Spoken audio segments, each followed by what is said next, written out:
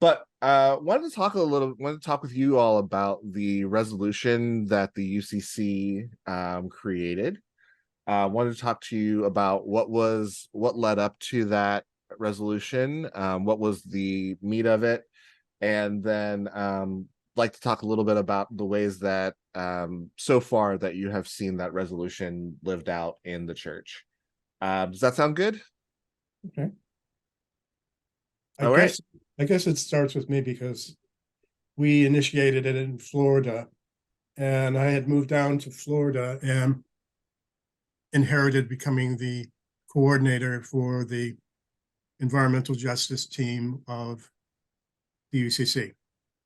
And it was suggested to me by Kim Wells, who's a pastor at Lakewood UCC in St. Petersburg, that the Florida Methodists had put together a plastic resolution and passed it for their conference in Florida a couple of years back. So I knocked on the door and got a copy of it and presented it to the team. And we decided we wanted to do something within the UCC because it had passed a resolution in 2019 on styrofoam reduction mitigation.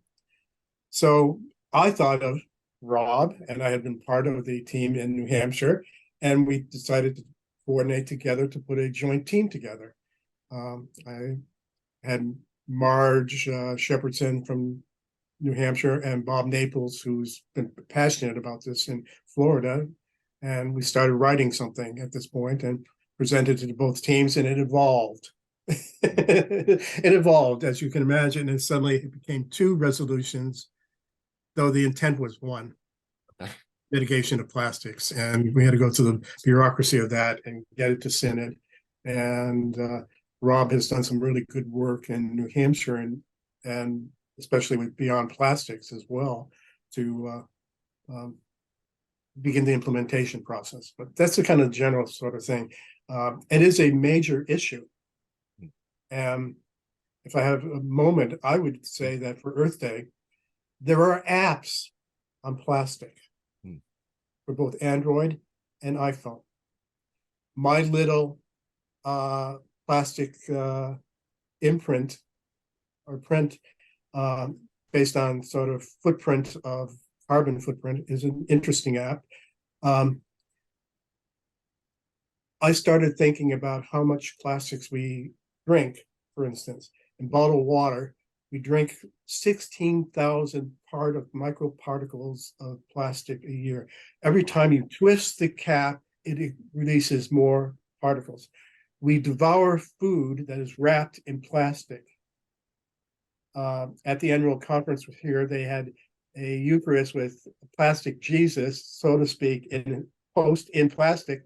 I refused to receive it. I went up to the table in protest and received the bread directly, even though for years as a pastor, I would take all the hosts out of the plastics made by the bread host made by nuns, but in plastic. It struck me as really. So if you look at that, we devour 5 grams of 5 grams of plastic a week, 260 grams a year, which is like almost 2/3 of a pound plastic. I think for Earth Day, you should have a number of apps and have people go through that and begin to assess what they're doing. Maybe even simple things like you buy fish and it's wrapped in plastic. Wash the fish or the meat at this point in time, because it imbues plastics at this point. So hitting people at a health consciousness and a practical sort of way is a good start. We in our household, we don't buy plastic bottles any longer except for milk cartons at this point. But and so, because even though they're supposedly here in Florida recycled plastics, they basically burn it and it goes into the air. So But I think that might be a good sort of approach. But I'd like to turn over things to Rob, and we'll come back. Derrick, I can pick up the narrative. This is perfect because following General Synod, the UCC Climate Justice Council has been working toward devoting itself to implementation of the two climate justice resolutions of witness that were passed, one on electrification and one on plastics. And so two teams are forming, and this is going to be an opportunity for not just members of the Climate Justice Council, but Bob, I'm pretty sure I'm correct that we are wanting other people to join this team as well and really expand. So, for instance, when you mention Kim's name, or you mention some of the other folks, you mentioned Marge Shepherdson's name, and so the rollout for that is in January, and basically we are devoting the year to implementation. And so, coming around to Earth Day and having this focus on plastics, the timing couldn't be better. So one of the things that we've been doing is trying to focus on what practical policy or initiatives we can devote our time and energy to. And as Bob mentioned, I have cultivated a relationship with Beyond Plastics, both locally and nationally, because this needs a national focus.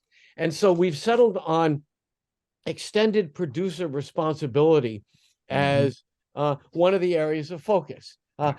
It's great that we are doing things on a micro level, one-on-one. That's how change is made. But we also need to do things on a macro level. And we also need, extended producer responsibility means we're in the same room and in the same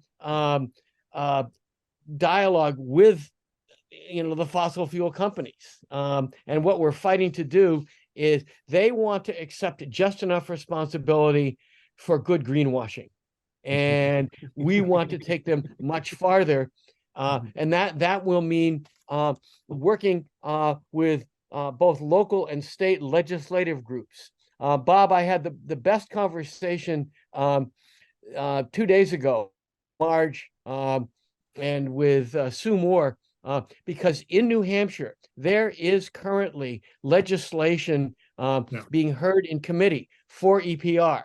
And we've got a couple of state reps that are really pounding this assiduously. Across the country, we're fortunate that there is legislative activity happening. New York State, they're in their 5th year of advocacy, and they really think that they can have something.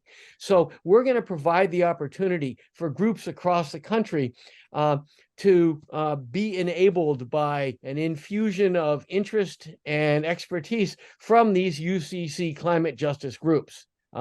So it's sort of like the cavalry, this is coalition building.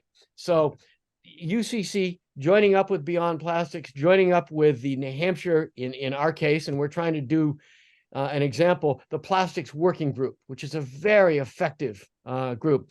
So we're pretty excited about the rollout of this. Brooks has done an extraordinary amount of work preparing and working.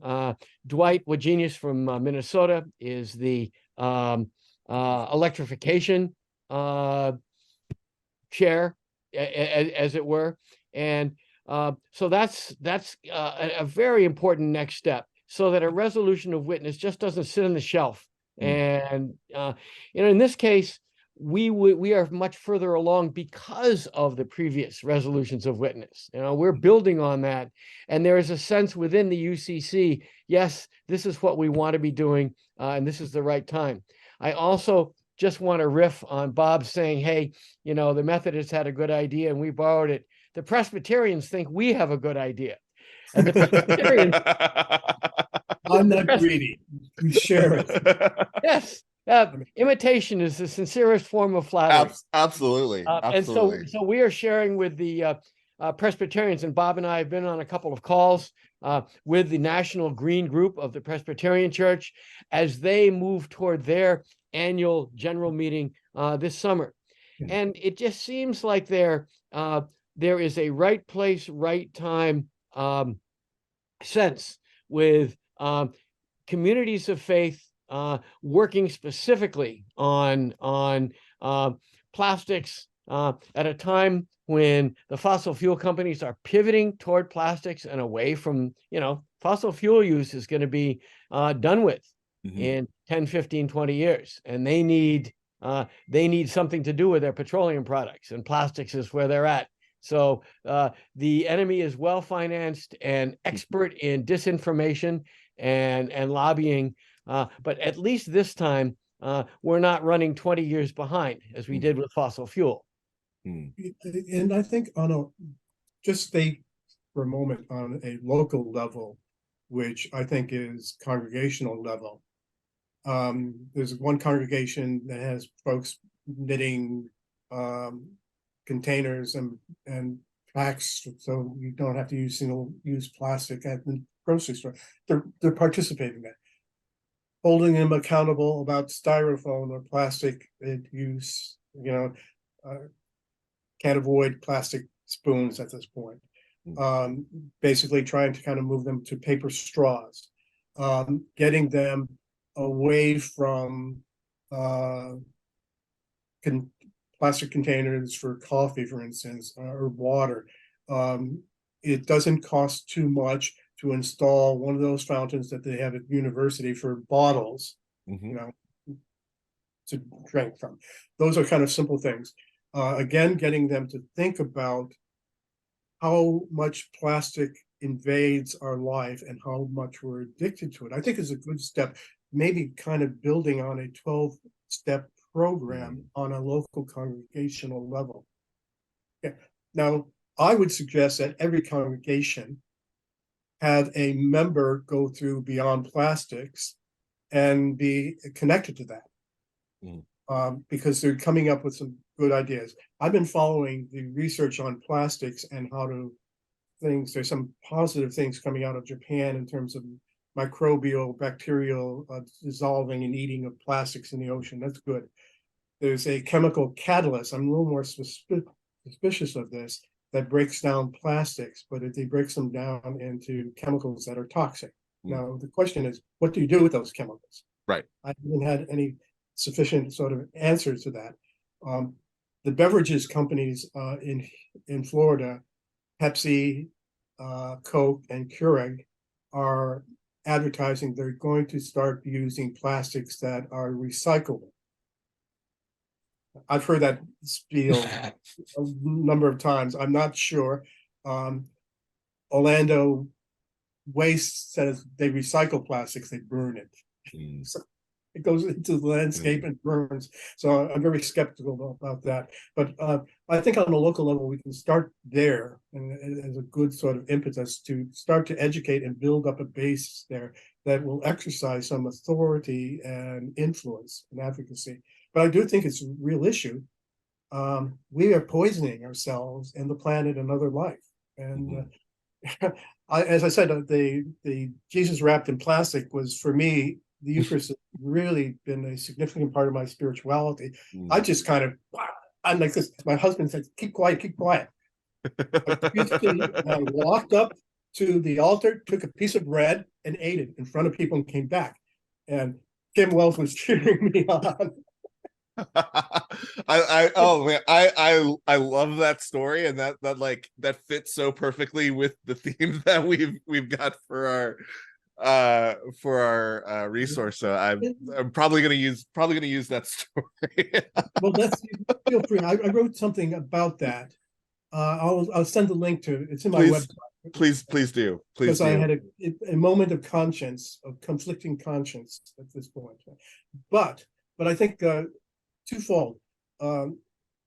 Connecting with Beyond Plastics, Sierra Club, and many others that are also working on plastics is a really important thing to exercise power.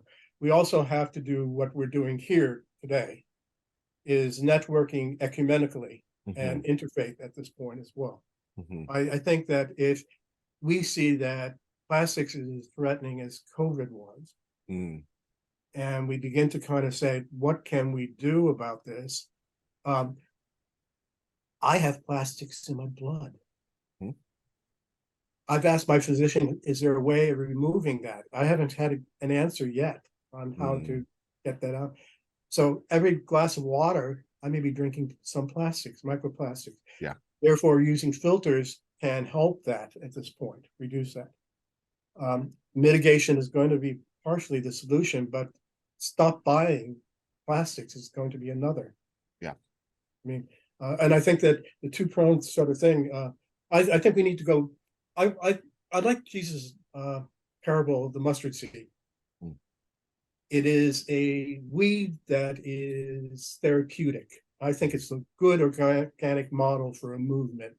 You can't contain it. Birds will pick up the seeds and drop it in other seeds, and it spreads virally. We need to do this virally and really cross as many areas as possible to get the information out. You know, I go out with a group Thursday nights, and I raise the question at dinner: how much plastics do you think we're eating? Microplastics. Talk about a downer in a conversation, but it's important to kind of raise those sort of things. And, and then a lot of our churches have school programs for preschool, etc. Guess what lunch comes in? Plastics. Yeah. And they don't know how to again remove that. Yeah. So again, that becomes such a dilemma on a local level, visually, within the congregation. Yeah. What do we do? Yeah, that's really good. I wanted to follow up on a couple of things. For those who will be less familiar with the UCC's polity, I mean, a lot of our mainline denominations have very similar procedures and things of that nature. But for those who might be less familiar with UCC, talk to us a little bit about, just give us a little bit of background on what the resolution process looks like, and the ways historically that the church has responded to resolutions, both positively and negatively. I wrote in 2020 a resolution on the rights of nature, and worked through the process in New Hampshire, and New Hampshire Conference supported it, and I got 6 or 7 churches outside the conference to also support it, so that it would go definitely to synod. It goes to a committee. It has to be passed by at least 5 churches or some body, like a annual conference meeting or an association meeting. And then it goes to conference for consideration and passes on to a vetting committee. And it's not a fun process. I vowed after the first one not to do another. I'm not going to do a third. But it goes through several procedures, and then it goes through wording, etc. And then it gets to legal, as it goes to the synod, and it is purgatory going through a vetting committee on it, on wording, and talk about people being obsessive compulsive about periods and semicolons and words, and you cannot say anything. And I had to interrupt them once on it because I thought they were putting words that were colonizing. But they're like, basically doing surgery on your child as you watch. Yes, thank you, Rob. Thank you, Rob. That was great. And then it goes before and it's voted on, and then they've incorporated an implementation meeting after at this point. My problem is that implementation, we have like 21, 22 environmental justice sort of resolutions, but they go unimplemented. I think that what Brooks is doing is a good step forward, both on the electrification committee group advocacy and the plastics. I think we need to have one on the rights of nature too, because that's an important movement. It's cumbersome. Yeah. I mean, Rob, you can talk from your end. Well, I think Bob does a great job of outlining the step-by-step process. It starts local, it gets to synod, it gets through several gatekeepers, then it goes to this vetting committee. So all of the delegates at Synod, hundreds of delegates, are assigned randomly to one of these committees. And so they're taking it up anew. They haven't walked it through. And in this case, it came through pretty well unscathed, given that it was the combination of a New Hampshire and Florida resolutions that were close to identical, certainly in thrust and intent. And magically, the committee did a good job bringing it forward. And then all of these resolutions are voted in at the plenary session. So, they're at Synod for 5 or 6 business days, and the vote for the plastics was 592 to 3. And I'm still looking for those 3. I'll find them. And it was an overwhelming, and some of the resolutions went down. There was one on eating a plant-based diet that went down. There were 1 or 2 others, and the history of what happens to resolutions, I think Bob is very correct in the sense that some of them gather dust, and some of them, for instance, over the years, there have been a number of Israeli-Palestinian resolutions that tend to have been pretty well thought out and address the base problems of the conflict, and have helped guide current thought on that. So resolutions can actually make a difference in the real world going forward. Also, I think that if the resolution doesn't get quite implemented in the way, having the church voice speaking prophetically in an alignment with nature or with non-harm to other species and humanity because of the plastic pandemic, looking at the statistics and reading on it. Yes Magazine had a really good resource, a whole on plastics and time reduction. It becomes kind of terrifying, the amount of plastics that we digest, and to see that what we have done is decreation. And you can find some texts in Jeremiah and Hosea that talk about decreation, what human beings do to creation, and it is a form of decreation, going backwards to the steps in Genesis 1. And I think it's important for us to recognize that we are part of that, and we're poisoning ourselves. And in the environment. And I can see, I'm a former Catholic, so I know about guilt. I had courses on guilt. When the UCC has a lot of congregations that have an elderly population, guilt them about their grandkids and the world that they're going to inherit. And I have great grand nephews and nieces that are inheriting this world. And I think it's good to tap that on an emotional basis on what kind of world we're leaving. And I think that Earth Day provides an opportunity on a local basis, a lot of computer, have people do a footprint of their plastic use. A college in Florida was giving out the app freely to all students to measure the amount of plastics to reduce it. Those are sort of practical things that I think can catch on, while at the same time moving in the direction that Rob is saying. Let's work with Beyond Plastics and other groups to form a coalition to exercise power. We're fighting a form of empire, the fossil fuel empire, that's basically in its sort of death throes of trying to diversify and maintain power and control.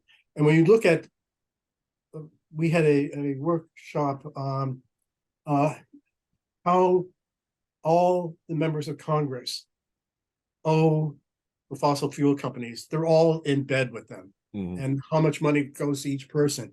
When that becomes prevalently and understood, and there's websites on that. You bring that out and basically look at what's happening. The short-term greed at the expense of humanity and life. And so I think those are things that really kind of an advertising thing for Earth Day. I would emphasize that, plus the coalitions that we need to be connected to. Yeah, this is very much about coalition building.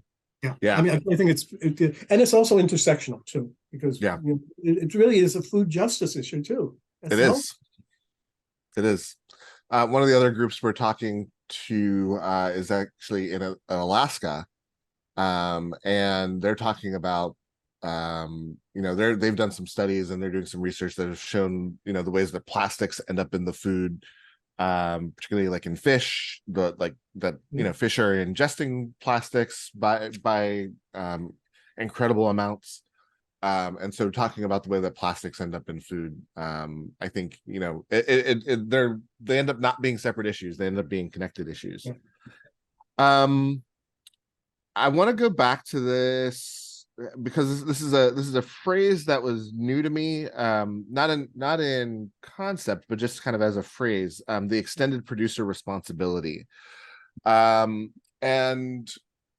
I think sometimes I'll speak for myself on this. I get a little cynical in terms of thinking about ways that we bring the actual producers to the table, and ask them to be more responsible and ask them to think beyond their bottom lines.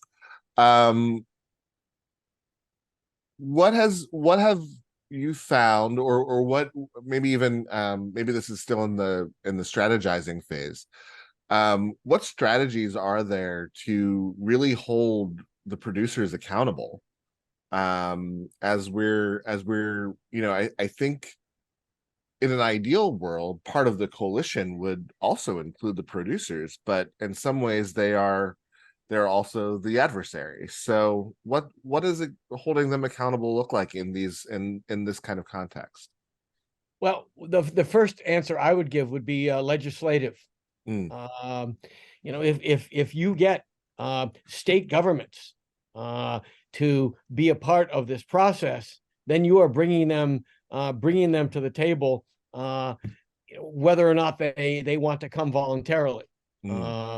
And that's where a lot of the energy surrounding EPR is going, is lobbying and working on committee work and educating legislators and testifying. And there have been a number of people from, for instance, the Plastic Working Group testifying just in this last week or two in the New Hampshire legislature. And policy making on a state level is a slow, laborious process. And this setup that we're doing through the UCC wants to get resolution within a year. And it depends on how you define resolution. Progress. There are metrics set up to measure progress in this. But Derrick, getting back to your question, it's a fraught process if you are in bed with the fossil fuel companies. But this also, we've learned that one of the ways that you can influence fossil fuel companies is get into their boardrooms and get to their shareholder meetings and get to their financiers. This is some of the work that Bill McKibben is doing with Third Act, is mobilizing influences that are financial and that are legislative. That's helpful. Also, too, in build up towards Earth Day, you have Ash Wednesday, and in doing a Earth Justice lectionary, I use basically the parable of the prodigal son as overconsumption and introduce the whole notion of ecological overshoot, and suggest not only carbon fast, but maybe a plastic fast as kind of preparation. So you could also link that beginning of Lent with predominantly Earth Day as well, kind of looking at areas. You're going to have to hit churches and congregations. As I said, as a pastor, I wanted them to understand the mission of the church was radical inclusive love. Every 5 weeks, I'd preach on it. In the classroom in teaching university, I'd hit it 3 or 4 times in two lectures. It's kind of repetition that gets people thinking about that, pulling on their heartstrings, getting them to think about their own self-interest. Hey, you're poisoning yourself. Again, is this a addiction that the fossil fuel companies are giving us? Is it as destructive as fentanyl? Now, a question. I would say that it may be even worse than fentanyl because it's a global pandemic. And the thing that caught my attention on this, even on the resolution when we were considering it down here, was the United Nations Sustainability Program made a call, I think it was in Nairobi, to all the faith communities to deal with the plastics pandemic. And so that kind of said, there was an invitation from a secular organization to the faith communities to do something really important, and especially in developing nations as well, because they're at risk as well. Yeah, very much so. Derrick, yeah. I'm sorry to interrupt. No, please. I want to give you 1 or 2 very quick suggestions to get EPR in 25 words or less. There's a group called Just Zero that is a New England-based group, and they're actually a national nonprofit coming out of the Conservation Law Foundation, and they are working specifically on zero waste type stuff. So Just Zero, if you go to Just Zero, you'll find EPR information. The other thing is the state of Maine in 2021 passed EPR legislation. It's a packaging EPR law. So there is on the books legislation that is dedicated to EPR. And we feel that New York could be next in line. There are 6 states that have one form or another. And so there are existing templates for this. Yeah. I'm wondering what advice you would give, because a lot of our Earth Day resources tend to go first to the denominations, first to the communions, before they trickle down to the congregations. What advice would you give to denominations that are thinking about these kinds of resolutions, making these kinds of moves within their denominations, and what kind of encouragement would you give to denominations or even individual local congregations who are thinking about how do we move our denomination in this way? I think that the Methodists are really terribly divided with the split going on at this point in time. So they've got a divided house, and they're trying to keep some things together, the progressives. I would target the Disciples as one, as a kind of a sister organization to the UCC, and they at one time talked about merger. I would look at the evangelical Lutheran traditions as well. I'd look at the Roman Catholics, because there's a group of nuns that wanted to partner on the plastics resolution. I also think that even inviting the nuns organizations on this, Catholic nuns organizations, they're far more radical than the priests. I have learned something that if I was a woman, I'd join. It's called Nuns and Nuns. And it's a land justice group of 1,100 women, Catholic nuns, who would make the UCC look conservative. Seriously, and you too. They're talking about land justice, and they're talking about land as entity and so on, and how to do just transition of their properties to the next stage. I think that would be a good vector within the Catholic area.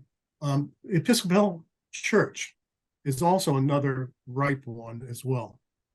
They've been very active in environmental justice, and I would also try to get Interfaith Power and Light to partnership with it, and that would not be a difficulty.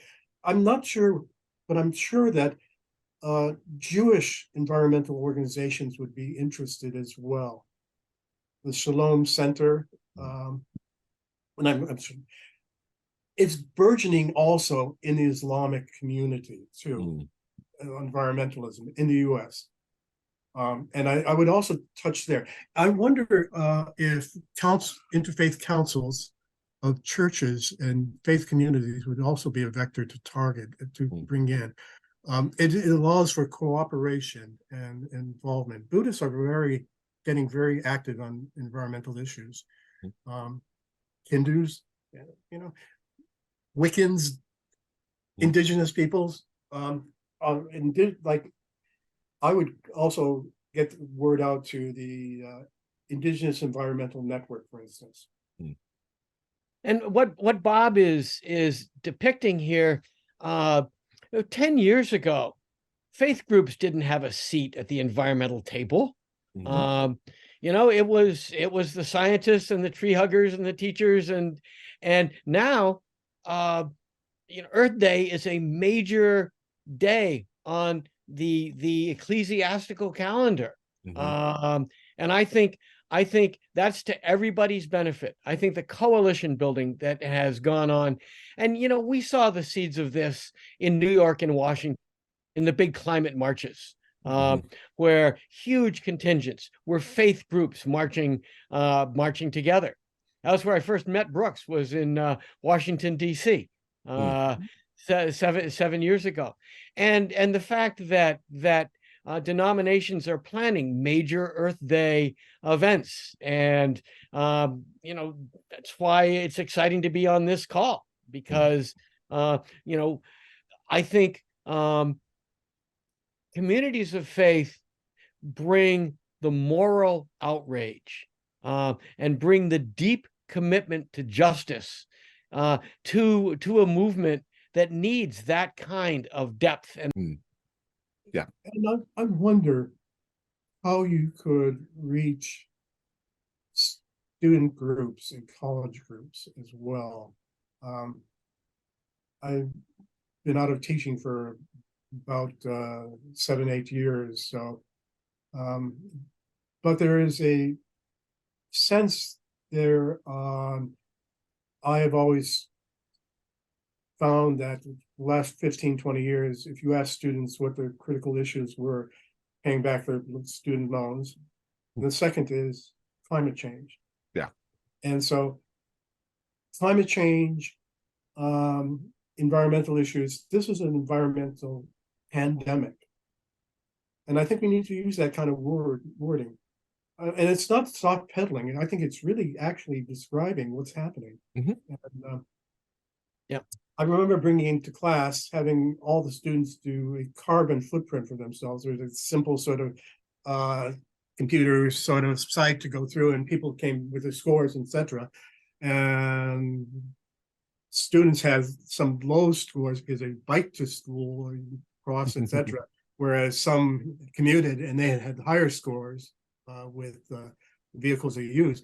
And it was very significant. It brought it close to home. So I'm thinking, how can you bring this close to home to make it an issue for themselves? If we can do that, we can build up a groundswell on this, and that will exercise power. I mean, and then maybe we need to talk to grocers. Because maybe, I've seen what's evolving in styrofoam, and I don't know. They have now dissolvable styrofoam, so in packaging. And it melts down. Now, what that melts down into? What does it melt into is the question. I don't know. I don't know the question, but it does melt. I mean, but are there substitutes there? Multiple use plastics, continue use plastics at this point.